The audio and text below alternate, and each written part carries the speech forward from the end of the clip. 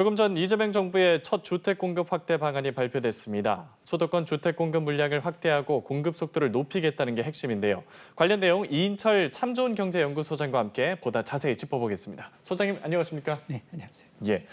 이재명 정부의 첫 주택 공급 확대 방안이 발표됐습니다. 소장님도 함께 들어보셨는데 공공부문을 중심으로 주택 공급의 역할과 기능을 적극 확대하겠다는 게 이재명 정부의 주택 공급 정책 방향인데 이번 대책이 거기에 좀 부합한다 보십니까? 그렇습니다. 사실 그 6.27 대책이 나오면서 예. 초공황도 대책이다. 각종 이제 수도권의 대출 규제를 6억 원으로 제한하면서 상당 부분 이제 걱정했던 부분이 뭐냐? 이제 이 대출 규제만 갖고는 시장을 안정화시킬 수 없다. 기껏해야 2개월에서 6개월 정도 지나면 다시 이제 집값이 뛸 수 있다라는 우려가 나왔는데 예. 실질적으로 지금 집값 불안은 이어지고 있습니다. 거래량은 많이 줄었지만 서울의 아파트 가격은 29주 연속 오름세를 보이고 있고요. 전세 가격도 동반 상승세입니다. 특히나 이제 수급 불균형이 심한데 주택 공급 지연이 되고 있죠. 미분양은 또 늘고 있습니다. 이러다 보니까 서울과 수도권은 계속해서 지금 수요가 있지만 지방은 미분양이 또 급증하고 있어서 과연 이걸 어떻게 조율할 것인가에 관심이 쏠려왔고 그러면서 이제 이재명 정부의 이제 주택 공급 대책은 처음이죠. 왜냐하면 예. 금리, 세제, 대출 규제에서 벗어나서 공급 확대로 방향 전환했다라고 할 수 있는데 이번 대책을 보게 되면 크게 이제 변하는 걸 보게 되면 두 가지를 꼽을 수 있을 것 같아요. 일단은 민간이 아니라 공공 부분이 중심이 돼서 주택 공급 역할을 강화하겠다라는 겁니다. 그동안 이제 LH가 갖고 있는 부지를 민간한테 매각해 왔는데 이걸 매각하지 않고 직접 사업에 뛰어들겠다라는 겁니다. 착공부터 완공까지. 두 번째가 수도권에서만 2030년까지 총 135만 호의 주택을 착공하겠다는 거예요. 착공하겠다는 얘기는 첫 삽을 뜨겠다는 얘기거든요. 예.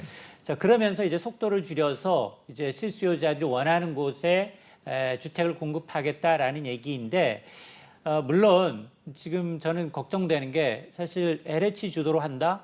물론 뭐 품질에 대한 어떤 약간의 이제 실망감은 있을 수 있겠지만 속도가 빠른 건 맞습니다. 그런데 지금 LH의 자금 사정 규모가 좋지 않아요. 140조 원이 넘는 적자가 있어서 과연 이런 과도한 부채에 금리 부담까지 있어서 지금 민간의 PF가 사실 완전히 거의 중단된 상태인데 공공주도로 이걸 할 수 있을지 여부 굉장히 차입 비중이 더 높아질 수 있는데 이 문제 어떻게 해결할까 관건이고 또 하나가 수도권에만 2030년까지 135만 호를 짓겠다. 서울의 아파트 가구 수가 148만 호, 150만 호예요. 그러니까 매년 한 27만 호씩 신규 아파트를 만들겠다, 공급하겠다, 착공하겠다. 이게 가능할까는 상당히 좀 실효성이 실효성에 대해서는 상당히 좀 의문이 제기되는 대목입니다. 예, 속도는 빠를 거지만 자본 문제 그리고 실효성에 대한 우려를 말씀을 해주셨고 민간이 아닌 공공 중심이라는 점에서 또 의미가 있다 짚어주셨는데 공급 확대가 또 관건일 것 같거든요. 지금 주택 보급률하고 입주 물량은 현재 좀 어떤 상황입니까? 사실 그동안 늘 이제 이 국내 부동산 가격이 버블이다라고 주장하셨던 분들은 예. 아니 전국 평균 주택 보급률은 100%를 넘어섰다라고 얘기를 하지만 실질적으로 가장 이제 우리 이제 실수요자들이 원하는 건 서울과 수도권 일자리와 인프라가 갖춰져 있는 수도권을 원하거든요. 네. 근데 지금 서울의 주택 보급률은 2023년 기준 94%를 밑돕니다. 14년 만에 가장 낮고요. 4년 연속 하락세를 보이고 있습니다. 그러니까 이제 수도권 전반, 가장 수요가 높은 수도권 전반은 보급률이 100% 이하인데 그러나 이제 하나 간과하고 있는 게 뭐냐? 1인 가구화 되다 보니 과거 4인 가구, 2인 가구, 1인 가구에서 핵가족화 되다 보니 오히려 가구 수는 더 많이 늘어났다는 겁니다. 자, 그러다 보니 특히나 이제 전세 사기 여파로 이제 아파트 부분의 착공 실적은 급감하고 있죠. 뭐 철근 누락 사태로 인해서 공고 부분 착공이 줄면서 올해 착공을 보게 되면 올해 착공이 최근 10년 평균보다도 훨씬 못 미칩니다. 올해 착공했다는 얘기는 아파트는 착공해야 몇 년째부터 4, 5년 이후부터 입주가 시작이 되거든요. 그러니까 실질적인 공급은 상당히 좀 느려질 수 있다는 얘기고 앞서 제가 지방의 경우는 정반대입니다라고 말씀을 드렸는데 지방은 수요 대비 지금 입주 물량이 과다해서 미분양 이른바 불 꺼진 아파트라고 하죠. 예. 준공후 아파트가 전국적으로 한 2만 7천여 가구가 있는데 83%가 지방에 쏠려 있습니다. 대구와 같은 곳이 뭐 가장 많고요. 대부분이 이제 지방에 쏠려 있기 때문에 지금 뭐 수도권 공급 활성화 대책도 시급하지만 지방의 미분양 해소 대책은 조금은 빠진 게 아니냐라는 이제 우려가 됩니다. 알겠습니다. 가구원이 분화되면서 가구 수가 늘어났고 공급률은 이를 좀 따라가지 못한다는 말씀으로 해석이 되는데 정부가 이번에 내놓은 공급 대책이 그러면 말씀하신 수도권 공급 절벽을 해소하는 데 어느 정도 도움이 될 수 있다고 생각하십니까? 일단 정부가 발표한 로드맵을 보게 되면 예. 일단 3기 신도시를 내년부터 분양하겠다는 겁니다. 예. 아마 3기 신도시는 문재인 정부 시절 기획됐어요. 문재인 정부 시절부터 2019년부터 남양주, 뭐 하남, 인천, 계양, 고양, 부천, 대장 같이 사실은 올해부터 입주하기로 돼 있었습니다. 예. 근데 올해 입주한 물량은 하나도 없고요. 가장 빠른 게 아마 이제 인천 계양이 내년 하반기부터 첫 입주가 시작될 것으로 보이는데 이런 신도시를 포함해서 3만 2천 호를 이제 분양하겠다. 분양이라고 하는 얘기는 마찬가지입니다. 분양이라는 얘기는 입주까지는 3, 4년 정도 걸리거든요. 그래서 아마 이제 정부의 경우에는 굉장히 3기 신도시를 조금 고밀도로 당초 한 32만여 호를 예상을 했는데 고밀도로 용적률을 좀 상향 조정하면서 복합 신도시를 구상하고 있고 특히나 수도권 유휴부지를 활용하겠다는 겁니다. 군부대라든가 철도 차량기지, 공공기관 이전과 같은 이런 부지를 좀 개발을 해서 수도권 이제 공급 절벽에 대한 우려를 해소하겠다라는 얘기인데요. 이게 사실은 뭐 매년 공급 대책에 서울이든 국토부가 발표하는 공급 대책에서 수도권 유휴부지를 활용하겠다는 얘기는 나와 있거든요. 예. 그럼에도 불구하고 토지 보상이며 이 주변 단체의 반발로 인해서 실상 계속해서 개발이 지연되는 곳이 상당히 많습니다.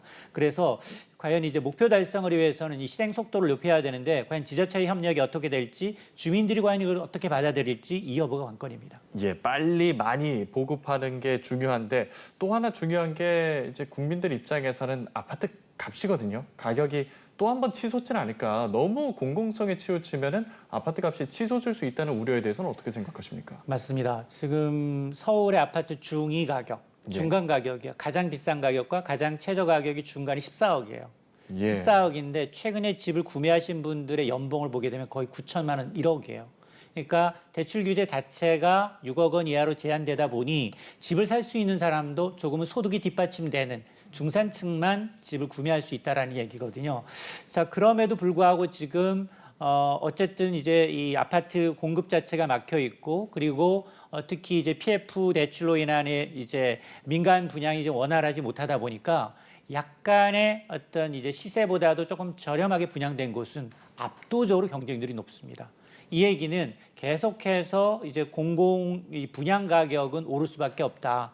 특히 이제 분양가 상한제가 이제 유력 무시를 하다 보니까 이렇게 지금 뭐 공공이 주도한다면 당연히 이제 거품을 빼고 공급을 할 수 있겠습니다만 또 민간 참여를 이제 병행해서 좀 균형을 맞춰야 되는 부분이 있기 때문에 과연 이제 공공의 안전성 공급 능력과 더불어서 과연 민간들한테 어느 정도 인센티브를 주면서 이제 이 아파트 가격의 상승률을 임금 상승률 이하로 해서 소비자들이 부담을 느끼지 않은 정도로 통제할 수 있을지도 지켜봐야 되겠습니다. 알겠습니다.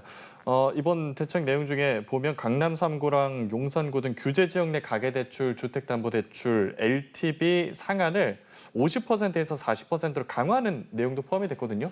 이게 어떤 효과를 노린 겁니까? 규제 지역하면 강남 3구하고 용산구인데요. 예. 여기는 국민 평형이 20, 30억대예요. 여기서 대출 받고 사시는 분들은 많지가 않습니다. 예. 여기는 현금 부자들의 리그잖아요.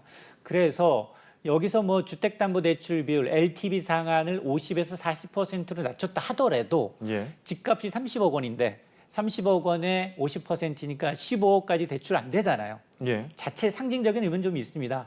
상징적인 의미는 있지만 이렇게 이제 과도한 레버리지 투자를 차단하겠다라는 얘기는 있지만 이 얘기는 뭐냐? 현금이 좀 부족하고 맞벌이 굉장히 고소득 맞벌이를 하더라도 대출 받으려고 하지 말아라라는 시그널이에요. 50%도 굉장히 과도하지만 40%로 낮췄다는 얘기는 대출 문턱 굉장히 가격 상승 압력이 높은 이런 이제 핵심 지역에 대해서는 대출 문턱을 높여서 단기 투기적인 수요를 좀 억제하겠다. 시장 과열을 좀 선제적으로 좀 차단하겠다라는 효과는 기대할 수 있겠지만 그럼에도 불구하고 앞서 말씀드렸습니다만 30억 원짜리 대출 받고 집 사는 곳이 아닌 정말로 현금 부자들만의 리드이기 때문에 한도를 줄인다 하더라도 여기는 뭐 크게 이제 영향을 받지는 않을 것으로 보입니다. 알겠습니다. 부동산 시장에 대한 감독 기능을 강화하는 내용도 포함이 됐습니다. 보다 상세하게 살펴보면 시장 투명성을 제고할 수 있을지가 관건인데 이게 범죄 수사 관련 조직을 신설하는 안도 포함됐고요. 맞습니다. 복합적으로 어떻게 평가하십니까?